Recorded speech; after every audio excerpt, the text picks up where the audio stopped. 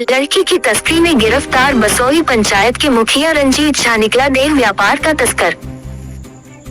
दरभंगा देह व्यापार के लिए किशोरी की तस्करी में गिरफ्तार रंजीत कुमार झा गोराबोरम प्रखंड के कसरौर बसोई पंचायत का मुखिया है और कसरौर गांव का निवासी विश्वनाथ झा के दो पुत्र में सबसे बड़े पुत्र रंजीत कुमार झा, दूसरा इंद्रजीत कुमार झा है। वही रंजीत झा पहले अपने ही गाँव में रहकर वीडियोग्राफी का काम करता था। वही पंचायत में स्वच्छता गिरी के रूप में कार्य पर अपनी पहचान बनाने के बाद 2021 में चुनाव में मुखिया निर्वाचित हुआ। वही रंजीत झा शादीशुदा 2 बेटे का पिता है, जबकि अन्य तस्कर कसरौर गाँव निवासी कुंज बिहारी झा चालक का काम करता है कि 4 पहिया वाहन रखे हुए हैं जिसको भाड़े पर भी चलता है।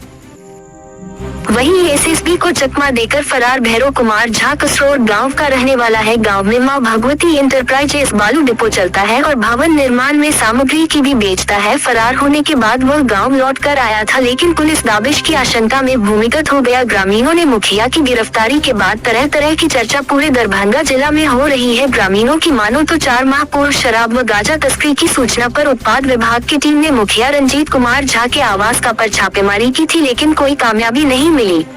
वैसे कुछ बुजुर्ग ग्रामीणों ने पद की मर्यादा को हनन करते हुए मुखिया को संदेश गतिविधियों से दूरी बना लेने की सलाह दी है, लेकिन रंजीत झा ने इस पर अमल नहीं किया और अंत का मानव तस्करी में पकड़ लिया गया। बताते कि इस धंधे में गांव की एक महिला समेत अन्य कुछ लोग भी सम्मिलित है, जिसकी गतिविधियों को ग्रामीण संदेश की नजर में देखते हैं, लेकिन अभी तक कसरौर गाँव के ग्रामीण कुछ खुलकर बोलने के लिए तैयार नहीं हो रहे हैं।